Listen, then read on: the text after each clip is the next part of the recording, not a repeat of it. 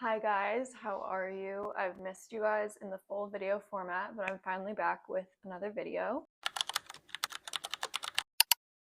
Welcome back to the channel if you've been here, or welcome if you're new. Today I'm going to be talking about my skincare journey. It's been like 9 or 10 years trying to get my skin cleared, and I'm really happy with the state that it's in right now. Everything that you see on my skin, like discoloration and scarring, is just like post-acne trauma basically. I don't have any active pimples right now, so yeah, anything you see on my face is just kind of the aftermath of having years and years of acne. But if you too have struggled with acne, if you're still struggling, I just wanted to provide some of the things that helped me. And I wish somebody had told me some of these things before. It took me like 9 years to finally clear up my skin. And obviously there's so many different factors and everybody's different, but this is just my specific kind of journey that I went on. All right, so just like a brief timeline and background of like all the different stuff I've tried out. So I think the first like medication for partially acne that I went on was birth control when I was like 14 or 15, which thinking back is kind of like crazy that they like prescribe that to teens with, young teenagers. That can mess up your hormones, it can do a bunch of stuff, but it is also really helpful. I found it helpful for my periods because I used to get really bad period symptoms. I still do, but being on birth control, it does help a lot. So that was really helpful. I think it managed my acne a little bit. I don't think it helped a ton. I think it would have maybe been worse, but I don't think it got to the point where I was clear skinned. It was the only oral medication that I was on for acne during high school. So during high school, I was on some topicals as well. I think I was on tretinoin. I don't remember the strength. I was also on clindamycin. I think it prevented worse acne, but I don't think it cleared my skin. So I was still struggling with like this mid-level acne. It was affecting my confidence. I was self-conscious about it. It also wasn't so severe that it was like huge pimples everywhere. Like it was some cystic acne, but it was kind of sporadic. But I would probably always have at least one active pimple on my face at a time. And I can insert pictures and stuff during that time. When I went to college, I want to get my acne under control. I'm going into college. I feel like my acne should be gone at this point.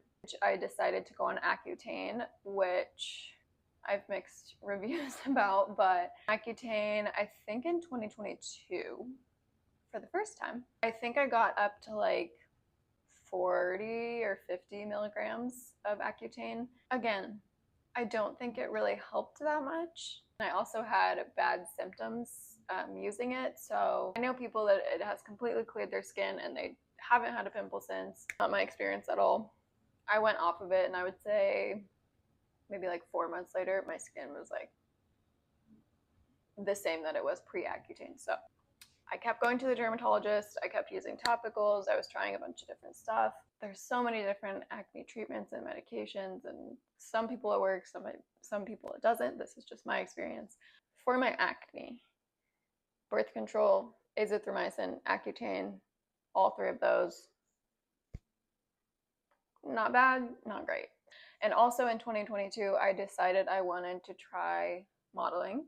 And I signed with the agency that I'm still with now. They told me also, like, you have acne scars, you have still some active acne, like we want you to get that under control.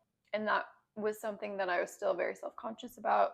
Once I signed with my modeling agency and I finished out my first round of Accutane, I went to my dermatologist and I was like, hey, I want to try pretty much anything. Like I want to do whatever it takes to like get my skin clear, because I really want to try this modeling thing. It's a big goal of mine, and I also just want clear skin. So my dermatologist told me that sometimes people don't react to Accutane the first time and they have to go through another round of it.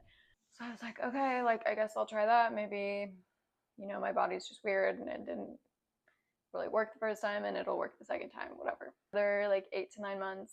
I think I got up to 60 milligrams. Maybe it worked slightly better, but again, nothing life-changing. My skin was still breaking out after. I got my skin to like a manageable sort of state, but I was still not happy with it. I was still getting pimples. I've tried a ton of different masks and skincare and blah, blah, blah, blah, blah. Up until my routine that I have now, I really don't think I've had anything that's worked super well. I do think my skin was doing pretty well, still getting active pimples, but maybe like every week instead of every day, or like maybe every other week. Like it was doing better. I was a little bit happier with it.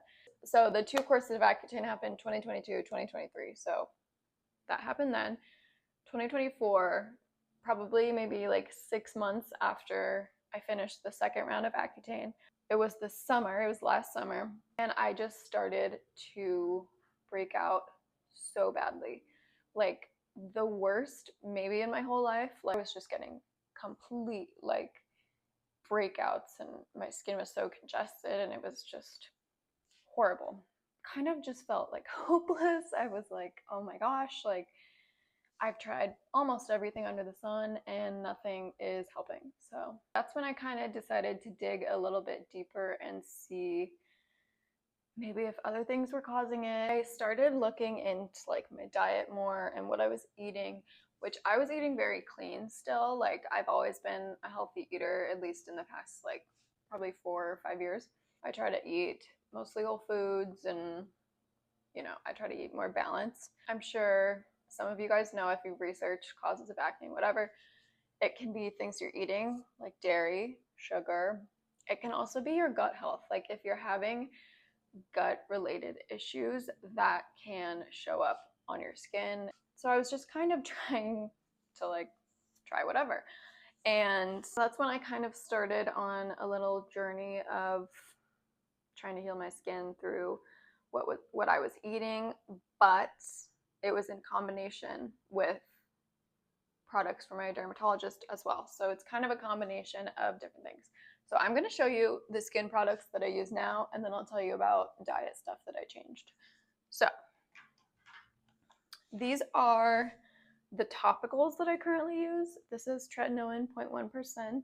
I wash my face, dry it off, and then I put the tretinoin directly on and let it dry before I add anything else over it. My dermatologist told me that's the most effective method.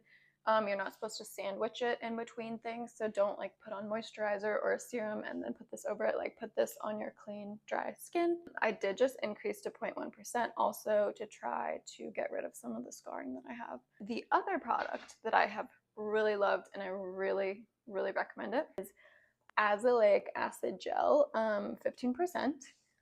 Love this stuff. I use it every day.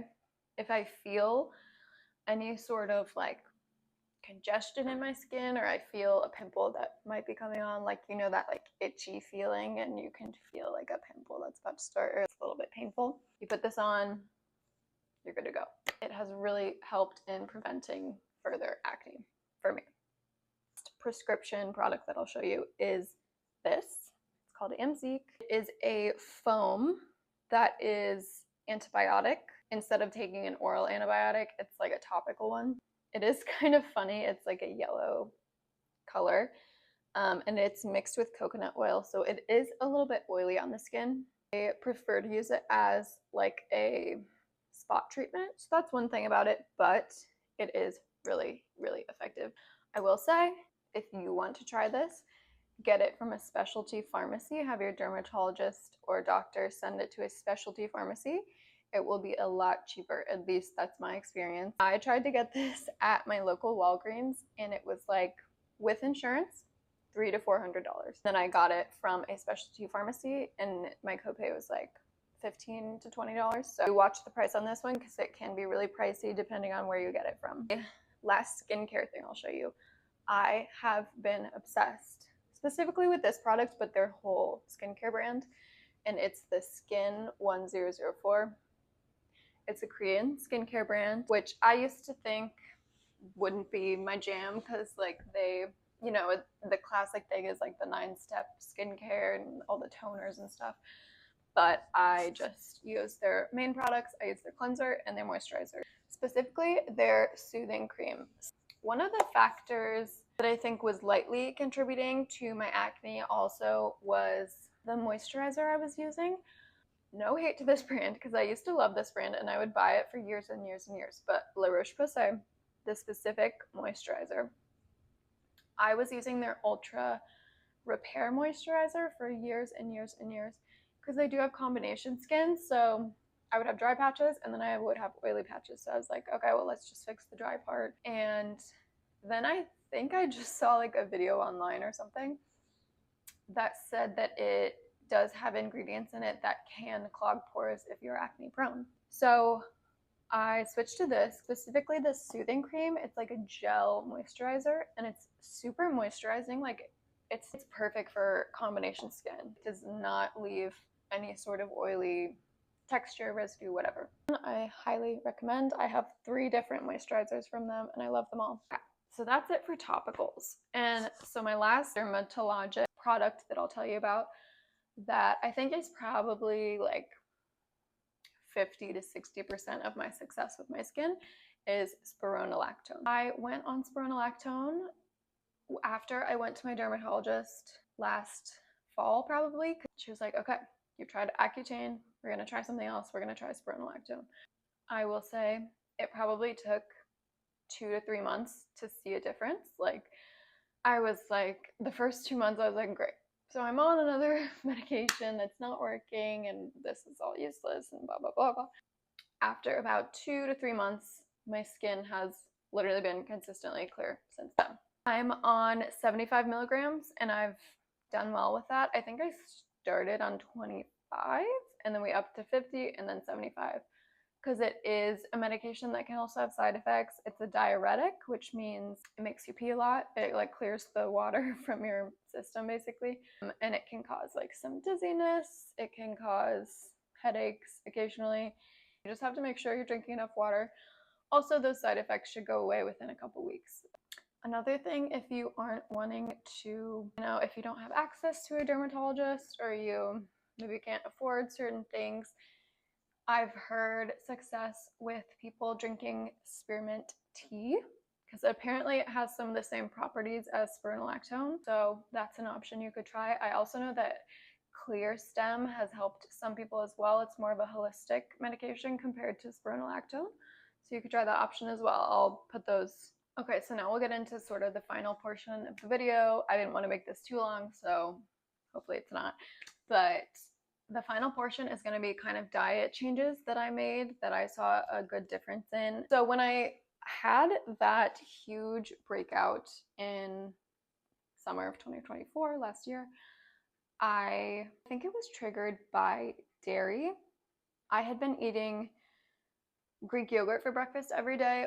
I remember this specifically because I was like, oh my gosh, this is so weird and random, but maybe it's this.